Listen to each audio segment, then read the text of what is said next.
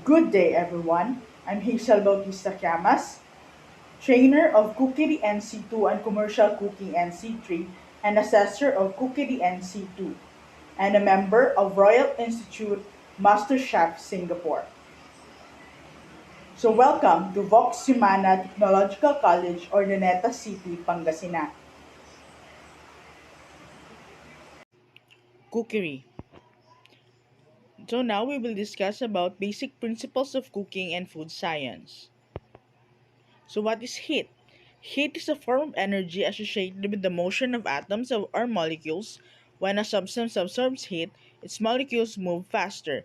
In liquids and gases, the molecules move more quickly from place to place and bounce off each other more frequently. In solids, the molecules stay mostly in place, but they vibrate with more energy. Temperature can be defined as a measure of molecular activity. The higher the temperature, the faster the molecules are moving. When fast moving, the molecules in hot substance come in a contact in slower molecules in cold substances. As fast molecules bump into the slower ones and transfer some of their energy, making the slower molecules move faster or heat up. Thus, the heat transferred and hot substance loses energy and cooler substance gains energy. The moving molecules of liquid, such as water, sometimes moves the surface. Enough energy baked through the escape become gases, called evaporation. When molecules in liquid move faster, more can them escape in shorter time. This is what hot water evaporates more quickly than a cold water. When we add enough heat, food and molecules may move fast and the structure of the food changes. For example, sucrose or regular sugar may break apart from new molecules. That happens to have brown color and taste of caramel. The protein molecules may break apart to reform different structure and creating these molecules changes called cooking. Effects of heat in foods. Food are composed of protein, fats, carbohydrates, and water, plus a small amount of other compounds such as minerals, including salt, vitamins, pigments or coloring agents, and flavor elements. It is important to understand how these components react or heated mixed to other foods. You will then better equip the correct cooking faults when they occur. Anticipate the effects of changing cooking method, cooking temperature, or ingredient portion. In other words, when you know the foods behave, they also understand how to get them behave if you want them to. Carbohydrates. Starch and sugar and carbohydrates, both compounds, are present in food in many forms. They found in fruits, vegetables, grains, beans, and nuts. Meat and fish contain also small amount of carbohydrates. For the cook, the two most important changes in carbohydrates cause the heat are caramelization and gelatination. Caramelization. The browning of sugars, the browning of sauteed vegetables and golden color to bread crust and forms caramelization. Gelatinization occurs when starch absorbs water and swell. This major principle are the thickening sauces and production of breads and pastry. Acid exhibit gelatination, and sauces thicken flour, starch, and thinner if it is contains acid. Fruits and vegetable fiber. First, the fiber is named for four of groups of substances that give instruction to ferments to plants. Fiber cannot be digested. 2. Softening of food, fruits, vegetables, and cooking in a part of breaking down of fiber. Third, sugar makes fiber firmer. Fruit cooked with sugar keeps the help shape better fruit cooked without sugar. Fourth, baking soda and other alkalis makes the fiber softer. Vegetables should not be cooked with baking soda because they become mushy and lose vitamins. Protein is the major components of meat, poultry, fish, eggs, milk, and milk products. It is present in smaller amount in nuts, beans, and grains. Protein consists of long-chain components called amino acids. These chains normally form tight coils. Proteins are heated, the coils gradually unwind. And at this point, the protein is said to be denatured. The cook is important fact of denaturing is when the protein coils unwind and become attracted to each other and form bonds. This bonding is called coagulation. A coagulation of proteins from the solid network of bonds become firm. As the temperature increases, the proteins shrink and become firmer and lose more moisture. exposure to proteins, and excessive heat, toughness, and makes them dry. Most proteins complete coagulation and cook in 60 degrees to 85 Fahrenheit, 185 Fahrenheit. Many protein foods, such as meats, contain small quantities of carbohydrates when proteins heated about 310 Fahrenheit. The amino acid and protein chains reacted to carbohydrate molecules and undergo complex chemical reaction. The result that they turn brown and develop richer flavors. This reaction is called Maillard reaction. This is what happens when meat browns because of high temperature. It requires Maillard reaction takes place only to dry surface of the food because of the water content. The interior of the meat cannot get this hot. Connective tissues are special protein present in meats. Meats with greater deal of connective tissues are tough and the connective tissues dissolve in cooked slowly moisture. Cooking tough meats properly, therefore they makes more them tender. Acids, such as lemon juice, vinegar, and tomato products have two effects of proteins. They speed coagulation, they help dissolve some connective tissues. Fat presence in meat, poultry, fish, milk products, nuts, whole grains to lesser extents. Vegetables and fruits, fats important cooking mediums as for frying. Fats can be either solid or liquid at room temperature. Liquid fats called oils. When solid fats heated, they melt and change solid to liquid. The melting point of solid fat varies. When fats are heated, they begin to break down. When hot enough, deteriorated rapidly to become smoke. The temperature this can be happens with cold smoke point. It varies with fat a stable fat on why high smoke point is important consideration in deep frying. Water. Nearly all foods contain water. Dried foods contain little fraction of 1% water, but fresh meat, fish, vegetables, and water consist mostly of water. Water exists in three states: solid, ice, liquid, and gas, water vapor, or steam. At sea level, a pure liquid water becomes solid and freezes in 32 Fahrenheit or 0 degrees Celsius, and turns steam at 212 Fahrenheit or 100 degrees Celsius. When water molecules turn to steam and energetically escape into atmosphere, water is said to be boiling. Water also turns from liquid to gas at lower temperature. When water turns to gas at any temperature, it is process called evaporation.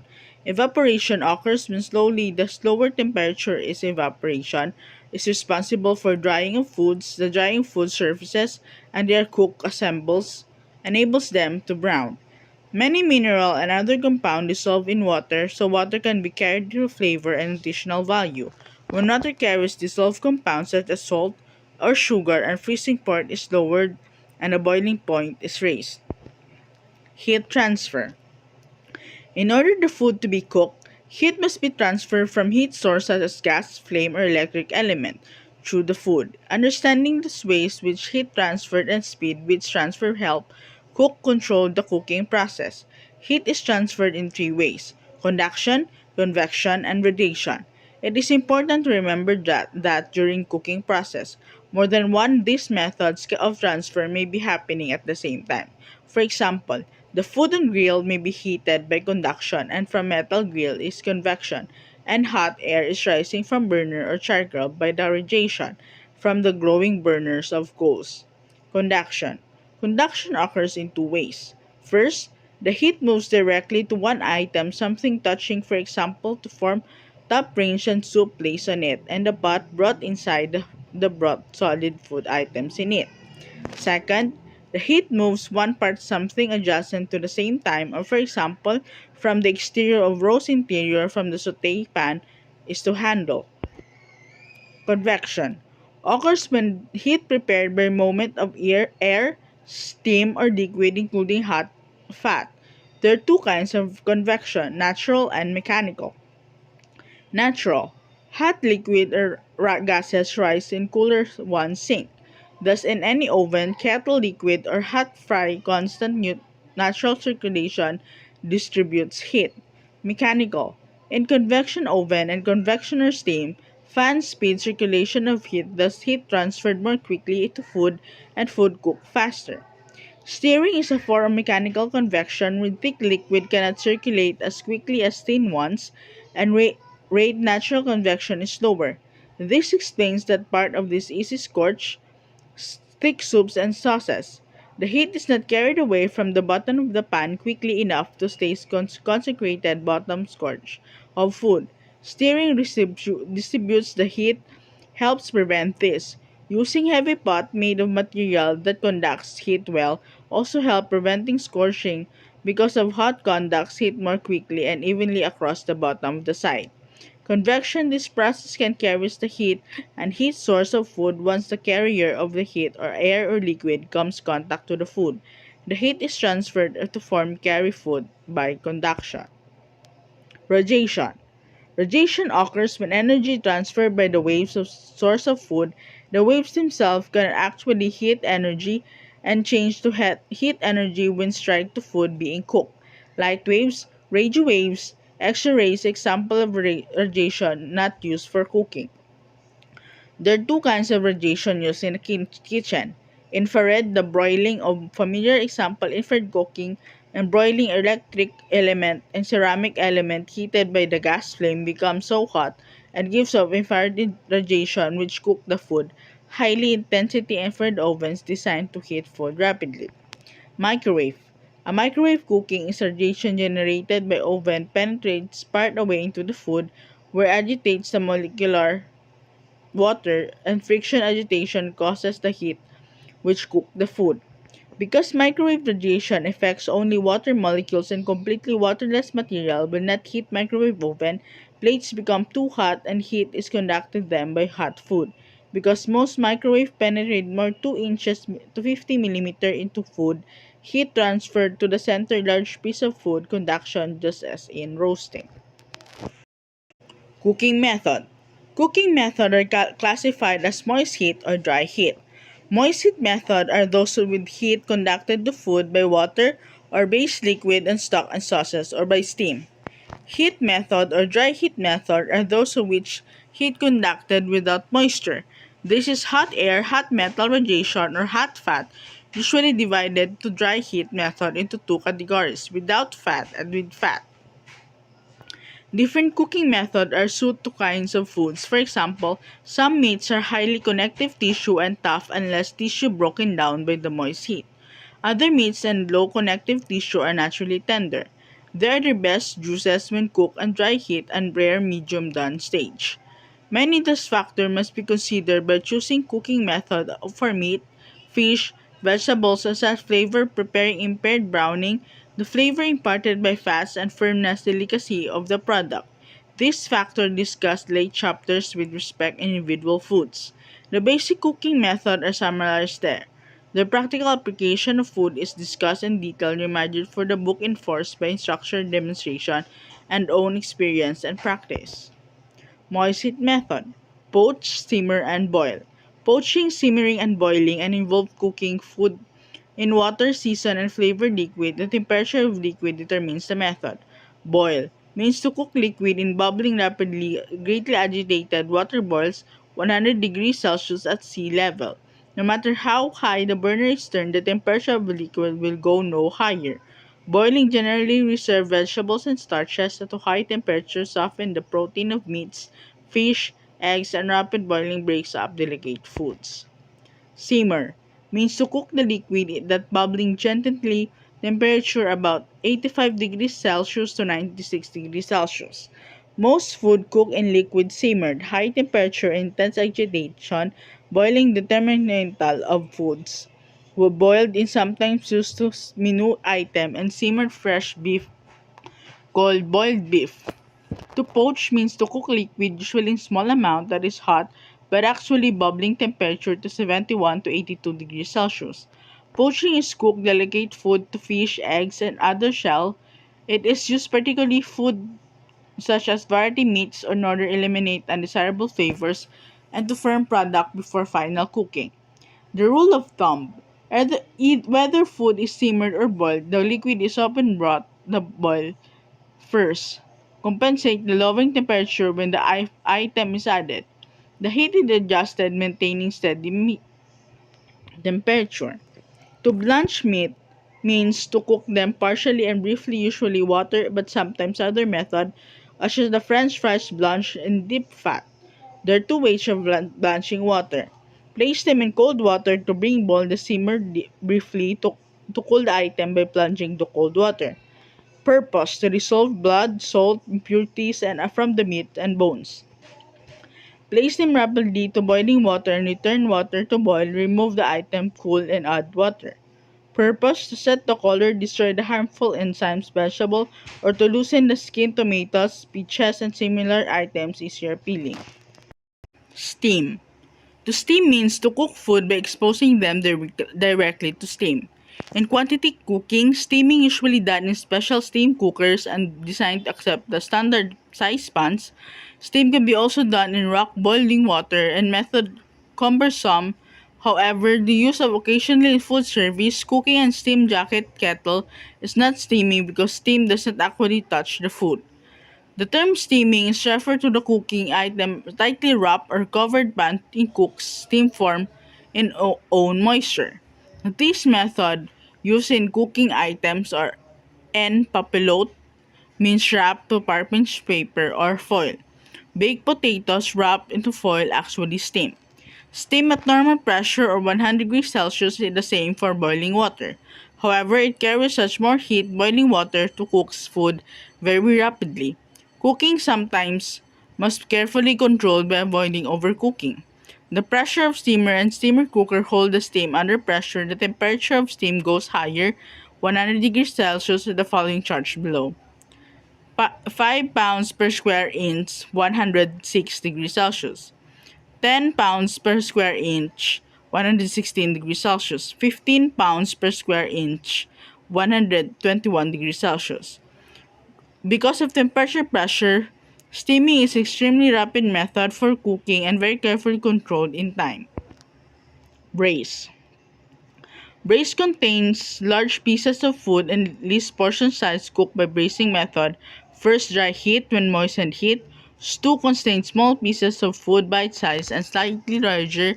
Cook either the braising method or first dry heat when moist heat by the simmering method moist heat only. Braise means to cook covered in small amount of liquid, usually after preliminary browning, and most cases the liquid serve the product and the sauce. Braising sometimes referred by combination cooking method of the product first browned using dry heat before cooked with liquid. Nevertheless, in most cases, moist heat is responsible for cooking process and browning may be thought as preliminary technique. The purpose of browning step is to much cooked item develop color and flavor. Some preferences describe braising and stewing to do different cooking method. The term braising is for large cut meat and stewing is for small items. However, the term braising in both method because of this basic procedure, both cases at the first browning with dry heat and cooking in the moist heat. Braised meats usually browned first and dry method or pan frying. This gives desirable appearance to flavor in the product and the sauce. Braising also refers to cooking sometimes vegetables such as lettuce, cabbage, or low temperature in small amount of liquid without browning fat or light preliminary sautéing. Braising are usually completed covered cooking liquid in the top product, usually cooked by the steam, held to cover pot roast for example. The cooked liquid covers by 1/3 or 2/3 the exact amount depends on how much sauce and needed servers for method yields flavor concentrate sauce. Stews are usually cooked in just enough liquid to cover them completely. Because of the pieces of the food in the stew are bite-sized, there are little space between them.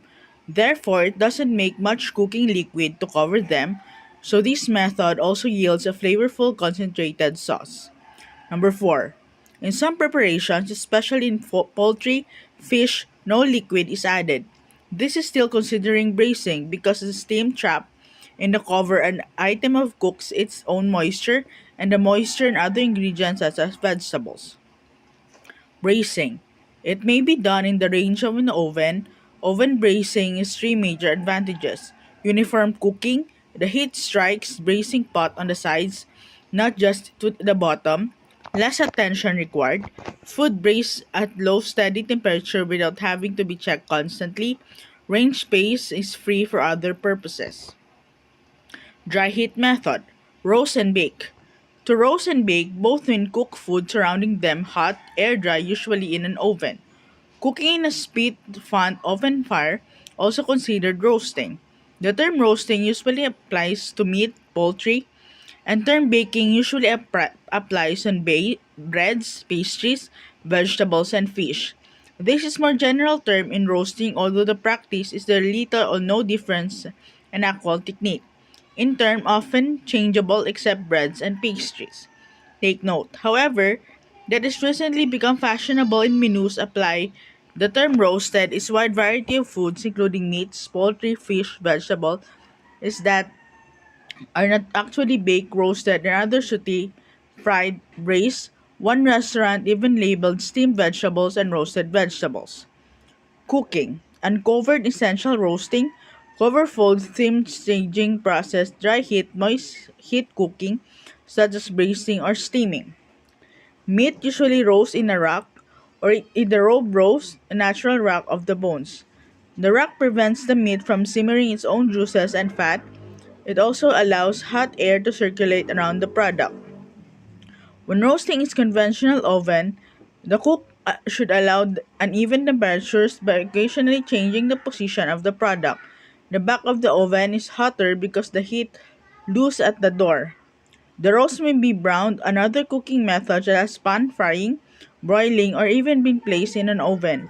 This technique is most useful for small poultry and small cut meat, which not may brown sufficiently in an oven due to short roasting times.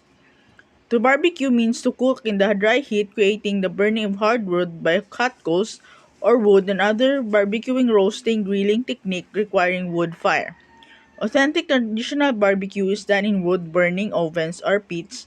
This is not practical to average restaurant that wants barbecued items to menu. So today, most barbecuing is done designed for smoke oven and cookers principles and unit work or regular oven except to device that meet small hardwood produce smoke.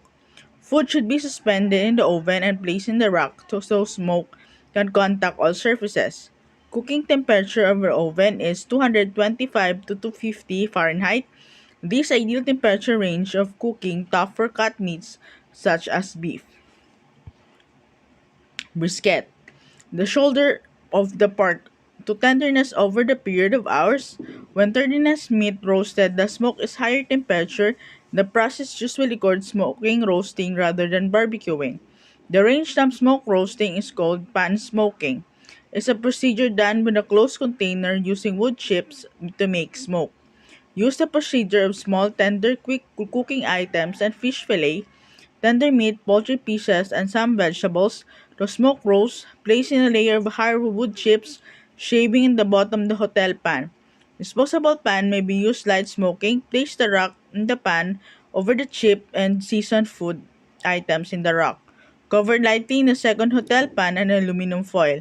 Place the cooktop, making sure that ventilated food is on over moderate heat. Smoke will begin to rise from the wood chips after 5 minutes. Remove the food items from the smoke roaster and it is necessary to complete the cooking oven, leaving the food to smoke. Too long results for the bitter taste. Broil. Broil means to cook the radiant heat from above. Broiling, grilling, griddling, and sometimes confused grilling, often called broiling, griddling, and grilling. This book uses terms refers to equipment involved. Broiling is done overhead broiler, grilling on the grill, grilling on the griddle. Broiling is rapid heat cooking method usually made for tender meats, poultry, fish, and vegetable items. Note the following rules of broiling. Turn heat the heat of full cooking temperature, regulated moving the rack nearer or farther than the heat source. Use lower heat for larger thickening items for items cooked well done. Use higher heat in thinner pieces of items. Cook rare as done inside and outside the cook and desired degrees same time. It takes practice to experience to cook food different thickness and right degree of doneness inside the desired amount of surface browning. Preheat the broiler. This helps the product quickly. Hot broiler makes the designed grill marks on the food. Food may be dipped in preventing sticking, minimize drying. This may not necessary if the food is high fat. Care should be taken. Too much oil in hot broiler cause fire. Turn food usually once to cook both sides to allow unnecessary handling. Third, a low intensity broiler is called salamander. It's used for browning and melting top of some items before service. Grill, griddle, and pan broil. Grill, grilling, and pan broil are all dry heat cooking method that use heat from below. Grilling is an open grid over the heat source, may be charcoal, electric element, gas heated element, cooking temperature regulated, the moving items, hotter and cooler places in the grill. Grill meat should be turned achieve desired grill marks just in broiling. Griddling. Done in solid cooking surface called griddle without small amounts of preventing sticking and temperature adjustable lower than 350 Fahrenheit than on the grill. In addition, meats items such as eggs and pancakes cook on the griddle. Griddles are solid top raised ridges. They are designed to cook grills but create less smoke. Meats cooked groove griddle do not have the charcoal grill flavor imparted to smoke burning fats. Pan broiling. Like griddling except done to saute pan skillet instead on the griddle surface, fat must be pound of accumulates process become pan frying. No liquid is added and pan is not covered else in the item should steam. Dry heat method using fat. Saute. To saute means to cook quickly in a small amount of fat. French word of saute is sauter or jump, referring to action of small pieces of food toast to saute pan. However, large foods and slices meat, pieces of chicken sauteed without actually toast in the pan. Note two important principles. Preheat the pan before adding food to be sauteed. Food must cooking high heat and begin simmer its own juices. Do not overcrowd the pan. Doing the lower temperature too much, again, food begins simmer in its own juices. Meat sauteed and sometimes dust, the flour prevents sticking to help achieve uniform browning. After the food sauté, the liquid such as wine or stock swirled on the pan and solve brown bits to food sticking at the bottom. It is called deglazing. The liquid becomes part of the sauce and became sauté items. Pan fry means to cook moderate amount of fat pan over moderate heat. Pan frying is similar to sautéing except more fat is used in cooking time and longer. The method used to large pieces of food such as chops, chicken peas, and items tossed in a flipping pan and often sauteing. Pan frying is usually done over the lower heat and sauteing because the larger size of pieces being cooked. The amount of fat depends on the food being cooked. Only small amount used for eggs, for example, by such 1 inch or more may be pan fried chicken. Most foods must turn at least one even cooking. Some larger food may be removed from the pan, finish oven, prevent excessive surface browning. This method, finishing the oven and use simplified production of large quantities of food, must be in the pan fry. Deep fry. Deep fry means to cook the food submerged in a hot fat.